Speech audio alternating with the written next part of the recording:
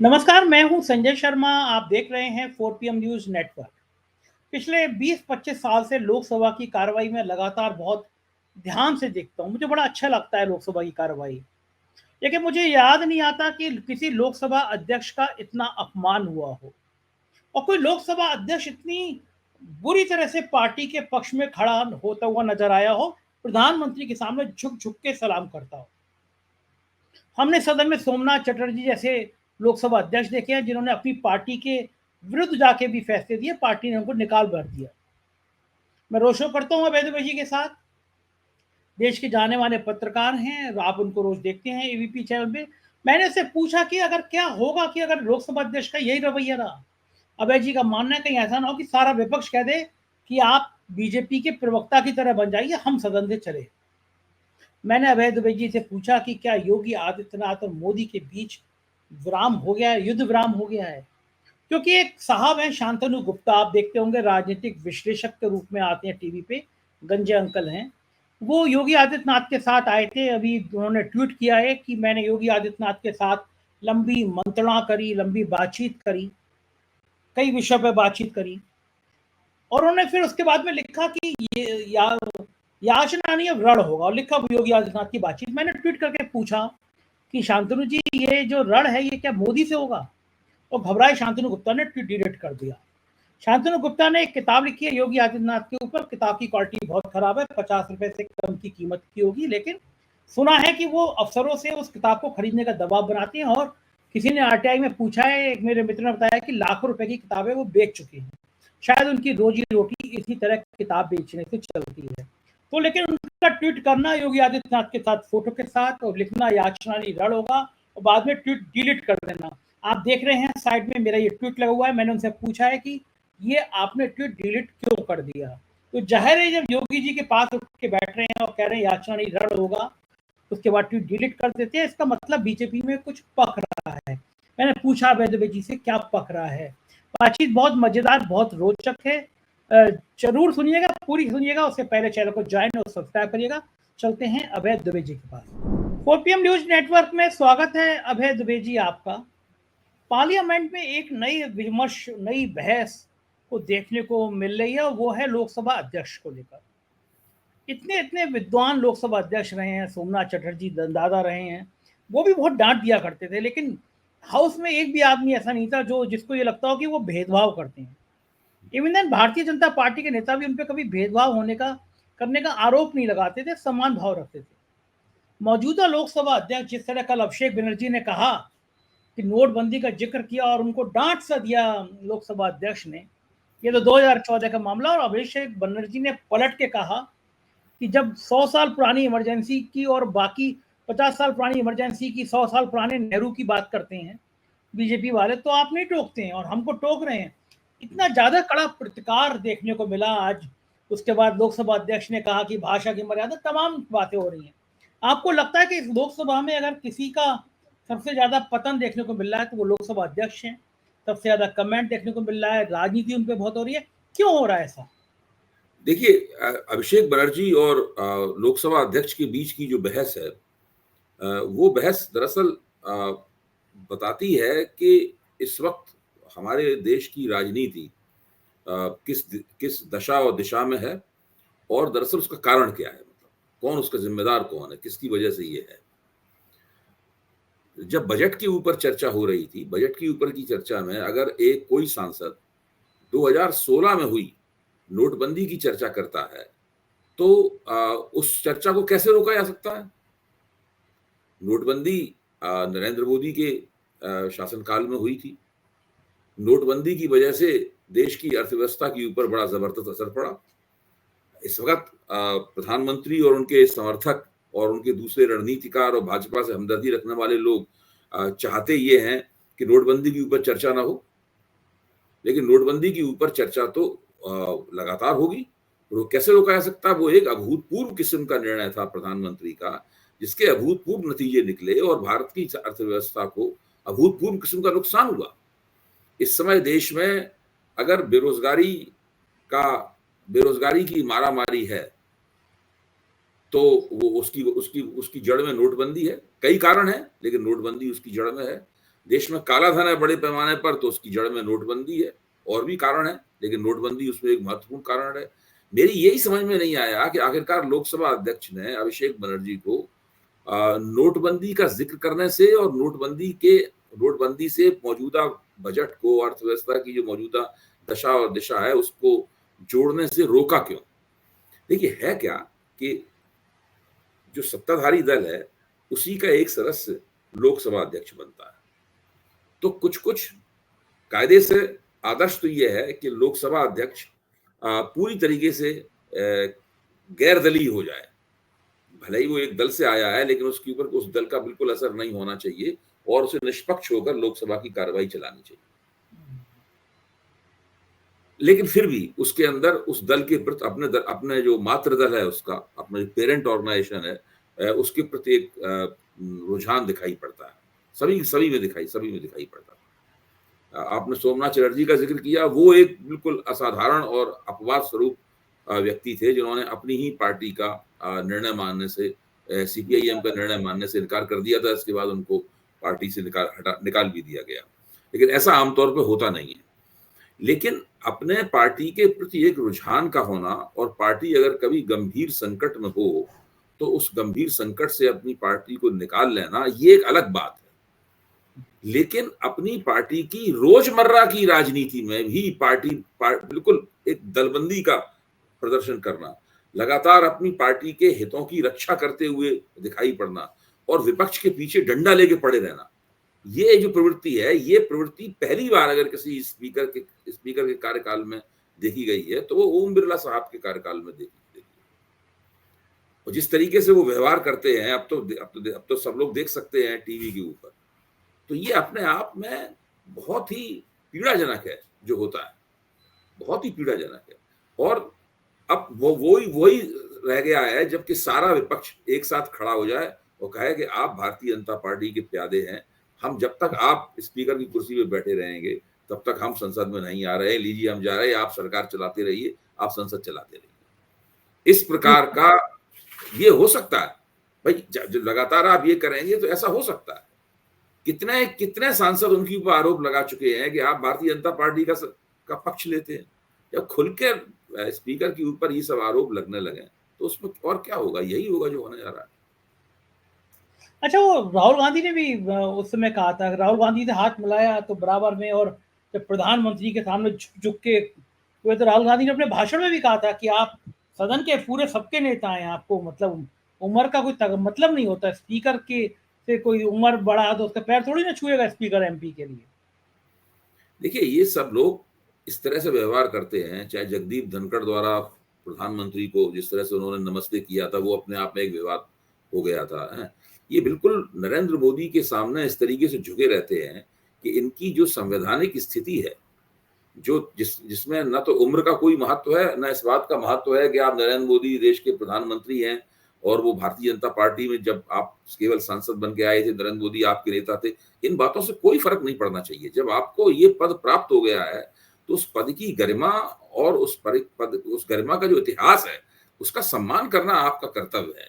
ये लोग वो नहीं कर रहे हैं और बिल्कुल जिसे कहते सरकार के हितों को साधने में खुलेआम, बिना किसी संकोच के, बिना किसी आड़ के, बिना किसी पर्दे के लगे हुए हैं। और इस तरह पूरी लोकसभा की जो कार्रवाई है, जो बहस है, वो सिर्फ इस पूरी प्रक्रिया से, इस पूरे रवैये से विकृत हो जाती है।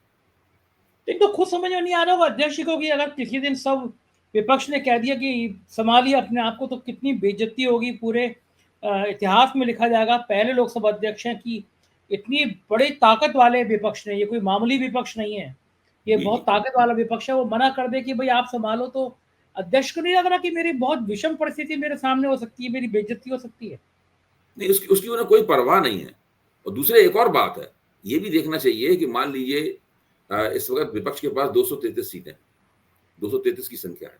233 की संख्या स्पीकर के खिलाफ महाभियोग नहीं चला सकती।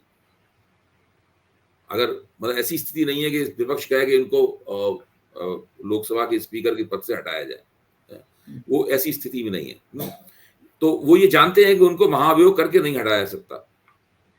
लेकिन वो क्या ये नहीं देख रहे हैं कि उन्होंने उनका जो तरीका है, जिस तरीके से पिछली लोकसभा में उन्होंने 150 के करीब सांसदों को बाहर निकाला था विपक्ष के, तो ये सब जो हो रहा है और जो इतिहास में उन्होंने कर दिया है, इससे कुल मिलाकर वो लोग जो कि लोकसभा की कार्रवाई को लोकसभा टीवी के ऊपर, टीवी अन्य चैनलों के ऊपर देखते हैं, उनके ऊपर क्या असर पड़ता होगा, लोग क्या सोचते होंगे।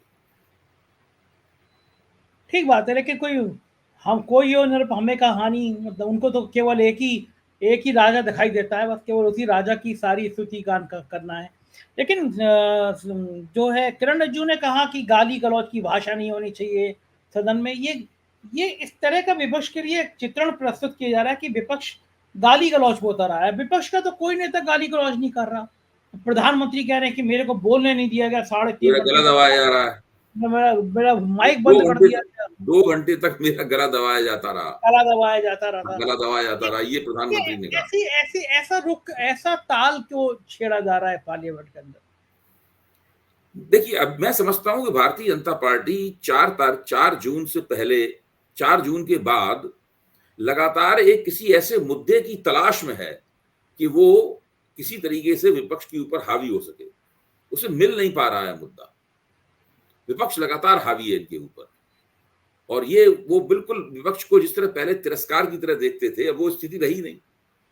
तो भारतीय जनता पार्टी को अभी तक ऐसा कोई ठोस मुद्दा नहीं मिला, और मैं तो कहूंगा कि लोकसभा चुनाव के नतीजे निकलने के बाद में विपक्ष ने आज तक ऐसा कोई कदम नहीं उठाया है जिसको कहा जा सके कि वो एक फॉल्स स्टेप था, और जिसने भाजपा को मौका दे दिया हो विपक्ष को आड़े हाथों लेने का और उसे किनारे धकेलने का।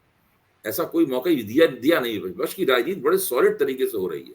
विपक्षी एकता में कोई दरार नहीं है, विपक्षी एकता में किसी किस्म की दरार नहीं है। अब देखिए, जब इमरजेंसी को लेके संसद में भाजपा ने मसला उठाया, इसका अभिषेक बनर्जी ने सही उसका इस्तेमाल किया उस बात का। उस वक्त भाजपा को उम्मीद ये थी कि विपक्ष में इस सवाल को लेकर दरारें पड़ जाएंगी, लेकिन दरारें नहीं पड़ी। जो लोग इमरजेंसी के खिलाफ लड़े थे, जो पार्टियां और जो नेता लोग जेल गए थे, जैसे कि अखिलेश के पिताजी मुलायम सिंह जेल गए थे इमरजेंसी में, कोई दरार नहीं पड़ी। लेकिन जब निर्मला सीतारमण ने बजट पेश किया, तो उसकी वजह से केवल 2 राज्यों को जिस तरीके से वो उसमें बजट में बड़े पैमाने पर रुपया दिया गया, उसके बाद में विपक्ष ने जब इस प्रश्न को उठाया कि राज्यों के प्रति भेदभाव है, तो भारतीय जनता पार्टी की जो बेचैनियां हैं, जो उलझने हैं, वो साफ देखी जा सकती थी। उन्हें बहुत तरह की सफाई देनी पड़ी, क्योंकि ये जो विपक्ष का ये जो हमला था, इस हमले में इस बात की संभावना है कि भारतीय जनता पार्टी का जो एक फेडरलिज्म का सवाल है, और भारतीय जो खुद भाजपा शासित राज्य है, जैसे उत्तर प्रदेश को आप लीजिए। उत्तर प्रदेश में 2017 से भारतीय जनता पार्टी की सरकार है। उत्तर प्रदेश में इतनी बुरी तरीके से आप चुनाव हारे हैं, तो अखिलेश ने जो पूरा एक दृष्टिकोण पेश किया है, कोई उत्तर प्रदेश को क्या मिलना चाहिए था, क्या नहीं मिला, क्या आपने क्यों नहीं दिया, ये सब बहुत महत्वपूर्ण तरीके से उभर के आया है। विपक्ष की जो नीति है लोकसभा सदन की, उन्हें वो बहुत ही मजबूत है। जहां तक ये कहना विपक्ष गाली गलौज की भाषा का इस्तेमाल कर रहा है, पता नहीं, मैंने तो कोई गाली सुनी नहीं कभी। मैंने भी नहीं सुनी। मुझे लगा कि कौन सी गाली कहाँ दे दी गई, हमें चूक हो गई कि हम सुन नहीं पाए। अच्छा, वो जो विपक्ष भी मजे ले रहा है, धर्मेंद्र यादव ने आज फिर भाषण देते समय कह दिया कि वो अयोध्या क्या हारे, आपको मिर्ची लग गई, आपने बजट में यूपी का नाम ही नहीं लिया। ये बार बार मुझे कोई दिन ऐसा नहीं जाता जैसे नहीं अयोध्या का नाम नहीं लिया जाता हो। वो आपने वरुण ग्रोवर की पता नहीं कॉमेडी आपने देखी होगी नहीं देखी होगी, वो कहता है कि मुझे 5 साल तक किसी मजाक की जरूरत नहीं है, मैं तो बस सोच के हंसने लगता हूँ कि अयोध्या हार गए। तो बोला, मैं रात को उठता हूँ, मेरी बिल्ली देखती है कि मैं पागल तो नहीं हो गया हूँ, लेकिन मुझे एकदम याद आता है कि ये अयोध्या हार गए, मुझे हंसी आ जाती है, अयोध्या हार गए। अयोध्या इतना दर्द देता है, जानबूझ के विपक्ष बार बार अयोध्या चिल्लाता है, और अयोध्या में आने अयोध्या की पराजय तो एक रूपक बन गई है ना। अयोध्या की पराजय एक मेटाफर बन गई है, और उसके साथ में पूरे उत्तर प्रदेश की पराजय जुड़ी हुई है। अभी सीएनबीसी आवाज के ऊपर एक चर्चा हो रही थी कि उत्तर प्रदेश में भारतीय जनता पार्टी क्या हारी, क्या उत्तर प्रदेश में सब कुछ ठीक हो गया है। उस वरिष्ठ पत्रकार शामिल थे, मुझे भी इस चर्चा में भाग लेने का आज मौका मिला। तो मैं आपको बताता हूं कि उत्तर प्रदेश में भारतीय जनता पार्टी के साथ जो हुआ है, उसके बारे वो क्यों हुआ है, कैसे हुआ है, और वो कब बंद होगा, वो कब समस्या भाजपा हल करेगी, और उसमें केंद्र क्या कर रहा है, उत्तर प्रदेश से क्या हो रहा है, ये चीजें निरंतर, इसकी चर्चा कहीं बंद होने का नाम ही नहीं ले रही। हर जगह अखबारों में यही चर्चा है, टीवी के ऊपर यही चर्चा है, विभिन्न चैनलों में यही चर्चा है, और लोग उसमें बड़ा मजा ले रहे हैं, बहुत रस ले रहे हैं। यहाँ तक कि जो लोग पहले भारतीय जनता पार्टी का काफी समर्थन किया करते थे, वो लोग भी इस झगड़े में पूरा रस ले रहे हैं। बहुत मजे की बात बताऊं आपको, एक है शांतनु गुप्ता जी। वो टीवी पे कई बार चैनलों में राजनीतिक विश्लेषक के रूप में आपने देखा होगा उनको। उन्होंने योगी आदित्यनाथ पे किताब लिखी है, और योगी आदित्यनाथ पे किताब लिखी है, किताब के संग योगी जी के संग उन्होंने विमोचन में रहे योगी जी। और फिर बाद में इस तरह के जो लेखक होते हैं, कथित लेखक होते हैं, ये सरकारों पे, सूचना विभाग पे दबाव डालते हैं कि हमारी किताब खरीद लो। किताब को मैंने देखा कि उस किताब की क्वालिटी ऐसी नहीं होगी 50 रुपए की भी हो, लेकिन शायद 150 रुपए से ज़्यादा की है। और मैं कंफर्म नहीं हूँ, लेकिन मेरे को बताया गया किसी ने आरटीआई भी लगाई है सूचना विभाग में कि शांतनु गुप्ता की कितनी किताबें खरीदी गई। अब टीवी चैनलों पर वो बैठते हैं राजनीतिक विश्लेषक, और दिन भर वो भारतीय जनता पार्टी के प्रचारक की भूमिका में रहते हैं। कल उन्होंने फोटो डाला योगी आदित्यनाथ के साथ कि मेरी योगी आदित्यनाथ से लंबी मीटिंग हुई, और उन्होंने बाकी ट्वीट इंग्लिश में था, ऊपर लिखा याचना नहीं अब रण होगा। तो मैंने उसमें ट्वीट करके पूछा कि रण किसके साथ होगा, क्या मोदी जी के साथ होगा? मतलब आपने जो 2.5 घंटे में वेटिंग करी होगी आदित्यनाथ से और फिर लिख रहे हैं याचना नहीं रण होगा, तो ये रण का इशारा किसकी तरफ है? और सारा भाव ये था कि योगी जी इतने मास्टर आदमी है, इतना उन्होंने माफिया खत्म कर दिया। और मैंने जैसे ही ट्वीट किया, वो उन्होंने अपना ट्वीट ही डिलीट कर दिया। मैंने पूछा रण किसके साथ होगा? तो दो बातें हैं आपसे अभय जी समझना चाहता हूँ, क्योंकि आप भी बड़े बड़े टीवी चैनलों पर जाते हैं। शांतनु गुप्ता ने और भी भाजपा नेताओं की किताबें लिखी है, किताबें बेचते हैं, फिर वो सरकारों में जा जाके और मुनाफा कमाते हैं, अपनी रोजी रोटी चलाते हैं। लेकिन टीवी चैनलों में वो राजनीतिक विश्लेषक लिखे जाते हैं, वहां पे बात करेंगे पूरे बीजेपी के प्रवक्ताओं से भी 2 कदम आगे जाके, क्योंकि उन्हें अपनी किताबें बेचनी है। और वहां लिखा जाएगा राजनीतिक विश्लेषक, और ट्वीट डिलीट कर दिया कि याचना नहीं रण होगा। तो ये जो रण वाली बात उन्होंने लिखी और योगी आदित्यनाथ से लंबी बैठक के बाद लिखी, क्या इसका इशारा है कि वाकई में रण होने जा रहा है? देखिए, नरेंद्र मोदी के भारतीय राजनीति में उदय के साथ पत्रकारिता के क्षितिज पर 3 नए किस्म के तत्वों का उदय हुआ। एक वो तत्व है जो कि भारतीय जनता पार्टी के प्रवक्ता के रूप में सामने आया। ये एक खास तरह का, पहले भी पार्टियों के प्रवक्ता होते थे, भाजपा के भी प्रवक्ता होते थे। मुझे याद है निर्मला सीतारमण भाजपा की प्रवक्ता हुआ करती थी, प्रकाश जावड़ेकर भारतीय जनता पार्टी के प्रवक्ता हुआ करते थे। कांग्रेस के जब भ्रष्टाचार विरोधी आंदोलन चल रहा था तो हरीश रावत कांग्रेस के प्रवक्ता के तौर पर सामने आते थे, संजय निरुपम कांग्रेस के प्रवक्ता के तौर पर सामने आते थे। तो ये लोग कांग्रेस के प्रवक्ता होते थे। आप समझ सकते हैं कि कांग्रेस के प्रवक्ता किस तरीके से थे। लेकिन भारतीय जनता पार्टी ने प्रवक्ताओं की एक खास तरह की नस्ल पैदा की, उनको एक विशेष तरह का प्रशिक्षण दिया गया कि किस, उस प्रशिक्षण की अंदर ये खास बात ये थी कि किस तरीके से विपक्ष का मजाक उड़ाना है, और जो भारतीय जनता पार्टी के आलोचक हैं उनको बुरी तरीके से घेरना है, उनको गद्दार वगैरह कहना है, और हर बात को घुमा फिरा के यहाँ पे ले आना है कि देखिए जनता हमारे साथ है, आपकी आलोचनाएं बेकार हैं क्योंकि चुनाव हम जीतते हैं, आपकी आलोचना का कोई मतलब नहीं है क्योंकि चुनाव हम जीतते हैं। ये पूरे हर प्रवक्ता के तर्क की केंद्रीय बात होती थी। दूसरे किस्म का जो तत्व हो रहा वो था संघ विचारक। ऐसे बहुत से लोग टीवी में पेश किए आने लगे, इनके नाम के नीचे संघ विचारक लिखा जाता था। तो उनसे उम्मीद की जाती थी कि भाई संघ का कोई विचार पेश करेंगे। भाई ठीक है, भाजपा संघ का अंग है, लेकिन फिर भी संघ एक अलग तरह का संगठन है। भारतीय जनता पार्टी रोजमर्रा की राजनीति में भाग लेती है, तो उनसे उम्मीद की जाती थी कि वो रोजमर्रा की भाजपा की राजनीति है उससे हटकर राष्ट्रीय स्वयंसेवक संघ का कोई विचार हो, मतलब जो है वो पेश करेंगे। लेकिन ऐसा नहीं किया गया। ये लोग भी जो रोजमर्रा की राजनीति होती है उसमें भाजपा के प्रवक्ता की तरह आचरण करते हुए नजर आए।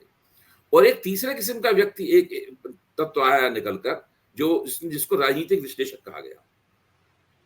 ये ना संघ विचारक है, ना भाजपा का आधिकारिक प्रवक्ता है, लेकिन करता वही है, इसका भी आप जिक्र कर रहे थे। इसने निष्पक्ष पत्रकार के नाम पर भारतीय जनता पार्टी, हिंदुत्व की विचारधारा और राष्ट्रीय स्वयंसेवक संघ, इन्हीं तीनों के तथ्यों को आगे बढ़ा। ये 3 तरह के तत्व लगातार टीवी पे आते रहे। मान लीजिए एंकर के बाद में 6 लोग टीवी के ऊपर हैं, तो 3 तो इस तरह के व्यक्ति हो गए। एंकर भी काफी कुछ भारतीय जनता पार्टी की तरफ झुका रहता था। उसके बाद निष्पक्षता दिखानी है तो उसमें मेरे जैसे लोगों को भी बुला लिया जाता था, तो या कांग्रेस के प्रवक्ता को भी बुलाना जरूरी है। अगर उत्तर प्रदेश में बहस हो रही है तो समाजवादी पार्टी को बुला लिया जाए। तो इस तरह के 3 एलिमेंट बहुत बड़े पैमाने पर पैदा हुए। इन लोगों ने किताबें भी लिखी, ये लोग अखबारों में भी लिखने लगे, और इन लोगों का एक और दावा होता है, इन लोगों का दावा होता है कि ये ना भीतर की खबर है। ये सब लोग दावा करते हैं भीतर की खबर है।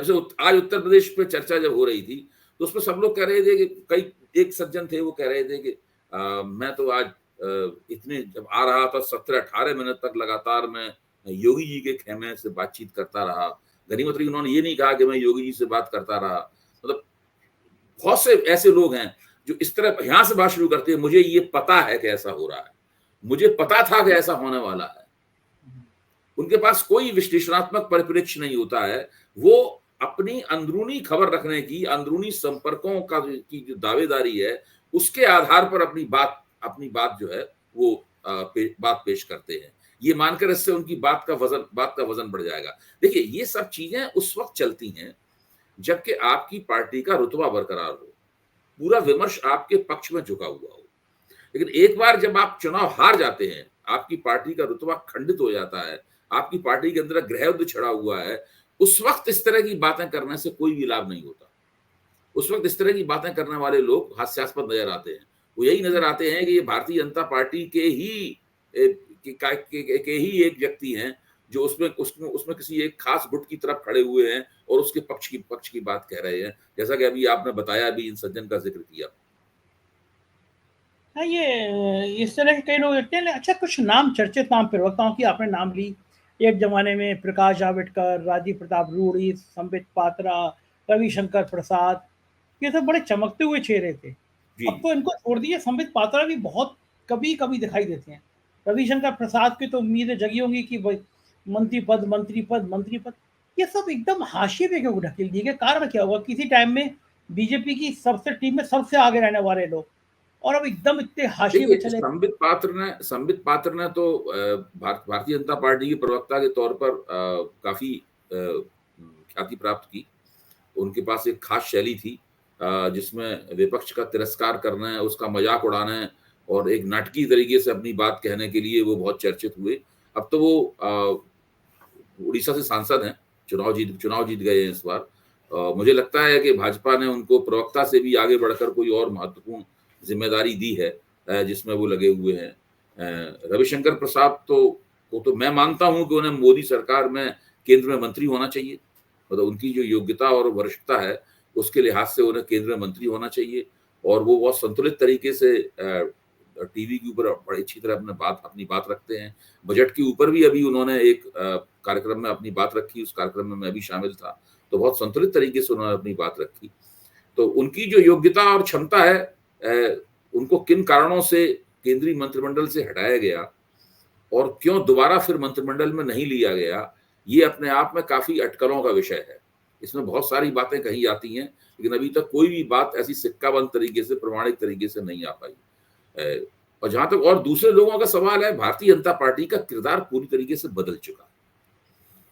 अब तो हालत यह है कि एक व्यक्ति जो कांग्रेस का प्रवक्ता था, अब बताइए कांग्रेस के जिन प्रवक्ताओं ने बिल्कुल एन आखिरी मौके पर कांग्रेस छोड़कर भाजपा से, राधिका खेड़ा भाजपा में गई थी, गौरव वल्लभ भारतीय जनता पार्टी के अंदर चले गए थे कांग्रेस छोड़ के। अब इन लोगों का क्या भविष्य है? कोई भविष्य नहीं। मुझे लगता है कि ये लोग अफसोस कर रहे होंगे कि हमने क्यों निर्णय लिया, हम थोड़ा अगर इसी पार्टी बने रहते तो आज और बेहतर स्थिति में होते। तो इन लोगों ने गलत निर्णय लिया, और मुझे नहीं लगता कि भारतीय जनता पार्टी में जाने का अब पहले की तरह कोई समय है। ठीक बात है, बिल्कुल वो दौर तो शायद खत्म हो गया।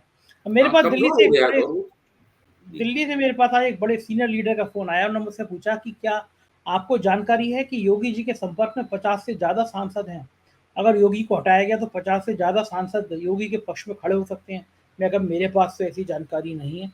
क्या आपको लगता है अभय जी की ऐसी स्थिति आ सकती है कि अगर योगी आदित्यनाथ को छेड़ा गया तो बीजेपी के बड़ी संख्या में सांसद योगी आदित्यनाथ के समर्थन में आ सकते हैं? नहीं, सवाल ये है कि योगी जी को अगर छेड़ा गया, उन्हें मुख्यमंत्री पद से हटाया गया, तो क्या वो भाजपा छोड़ के अलग पार्टी बनाएंगे? क्या वो खुद इतनी हिम्मत करेंगे? भाई जाहिर है कि उन्हें मुख्यमंत्री पद से हटाया जाएगा तो उन्हें बहुत नाराजगी होगी, बहुत गुस्सा आएगा, उन्हें बहुत ही क्षोभ होगा वो है। लेकिन वो उस प्रतिक्रिया में करेंगे क्या, सवाल इस बात का। अगर वो अलग पार्टी बनाएंगे, अगर इस प्रकार की संभावना है, तब हम सोच सकते हैं कि कितने एमएलए उनके साथ जाएंगे, कितने एमएलसी उनके साथ जाएंगे और उत्तर प्रदेश के कितने सांसद उनके साथ जाएंगे, तब हम लोग सोच सकते हैं। मुझे तो नहीं लगता कि वो ऐसा करेंगे, मुझे नहीं लगता कि वो भारतीय जनता को अलग कोई पार्टी बनाएंगे। ये बात सही है कि वो हिंदू युवा वाहिनी को दोबारा खड़ा कर देंगे, क्योंकि जिस वक्त उन्हें मुख्यमंत्री बनाए जाने की चर्चा चल रही थी, तो अमित शाह ने उनके सामने एक शर्त रखी थी कि आप हिंदू युवा वाहिनी को भंग कर दीजिए। तो योगी जी को मुख्यमंत्री की कुर्सी पर बैठने के लिए अमित शाह की शर्त माननी पड़ी और उन्होंने हिंदू युवा वाहिनी को भंग कर दिया। उस वक्त तो हिंदू युवा वाहिनी के जो नेता थे, उस बाद में उनके उस नेता को प्रताड़ित भी बहुत किया गया, सुनील सिंह। हाँ, उनको प्रताड़ित भी बहुत किया गया। तो ये तो बात सही है कि वो योगी जी सोच रहे होंगे कि किस तरह हिंदू युवा वाहिनी को पुनर्जीवित किया जाए। तो जब उन्हें हटाया जाएगा तो पहला काम तो वो यही करेंगे, हिंदू युवा वाहिनी को पुनर्जीवित करेंगे और भारतीय जनता पार्टी के खिलाफ जगह जगह उनके उम्मीदवार खड़े करके चुनाव लड़ाने की प्रक्रिया शुरू हो जाएगी। इसका तो इतना अंदाजा तो हम लोग लगा सकते हैं। बाकी तो फिर वो परिस्थितियों को देखेंगे, तोल मोल करेंगे कि क्या करना चाहिए, क्या नहीं करना चाहिए। अच्छा, बीजेपी के लिए क्या फायदेमंद रहेगा कि 2027 तक योगी आदित्यनाथ मुख्यमंत्री बने रहे या योगी आदित्यनाथ को हटा के कोई पिछड़ा वर्ग का मुख्यमंत्री बनाया जाए? देखिए, 2024 चल रहा है, 24 अब खात्मे की तरफ है, यानी 24 में जुलाई का महीना खत्म होने जा रहा है, 7 महीने हो जाएंगे 24 में। तो 24 में तो अब ज्यादा चुनाव में, हाँ, 24 में तो कोई ज्यादा समय बचा नहीं है। और 25-26 अगर 2025 आधा गुजरते गुजरते इन्होंने आदित्यनाथ को नहीं हटाया तो फिर ये योगी जी को नहीं हटा पाएंगे। जितनी देर लगाएंगे उतने ही योगी जी के हटने की संभावनाएं कमजोर होती चली जाएंगी। तो आपको लगता है कि अगर हटाना है तो उन्हें जल्दी हटाना पड़ेगा। तो आपको लगता है कि कई जो भाजपा के जो लोग ऐसे लोग हैं जो दावा करते हैं कि भाजपा के अंदरूनी मसलों की उन्हें खबर है और वो सब अंदर नजर रख के रहते, उन सब लोग कहना ये है कि केंद्र में कुछ फैसले हो चुके हैं, उन फैसलों को लागू नहीं किया गया है, लेकिन उत्तर प्रदेश के बारे में कुछ महत्वपूर्ण फैसले कर लिए गए हैं और उस सही समय की बाट जो ही जा रही है कि कब उन फैसलों को लागू किया जाए। हो सकता है महाराष्ट्र और हरियाणा के चुनाव नतीजों का इंतजार हो। मेरे ख्याल से सबसे पहले उपचुनाव हो जाएं, उपचुनाव के नतीजे क्या होंगे तो वो भी एक काफी बहुत, उसके बाद भी वो फैसले लिए जा सकते हैं। लेकिन मैं अपने मित्र विजय त्रिवेदी की इस बात से ही सहमत हूं कि उत्तर प्रदेश में कोई युद्ध विराम नहीं हुआ है और विजय त्रिवेदी तो ये भी कहा है कि युद्ध विराम का मतलब ये नहीं होता है इसको युद्ध खत्म हुआ मान लिया जाए। ये युद्ध विराम का मतलब है युद्ध अभी बाकी है, विराम है, खत्म नहीं हुआ है। बिल्कुल ठीक बात है और राजनीति पे निगाह बनी रहेगी। बहुत बहुत शुक्रिया अभय जी, आपने समय दिया, आभार, थैंक यू। सुना आपने, ये थे अभय द्विवेदी जी और आपको यकीन हुआ होगा कि ये बातचीत कितनी जोरदार थी और अभय जी ने सारी बातों को कितना तार्किक ढंग से जवाब दिया। कैसी लगी बातचीत बताइएगा जरूर, चैनल को ज्वाइन करना ना भूलिएगा, सब्सक्राइब करिएगा। थैंक यू, शुक्रिया।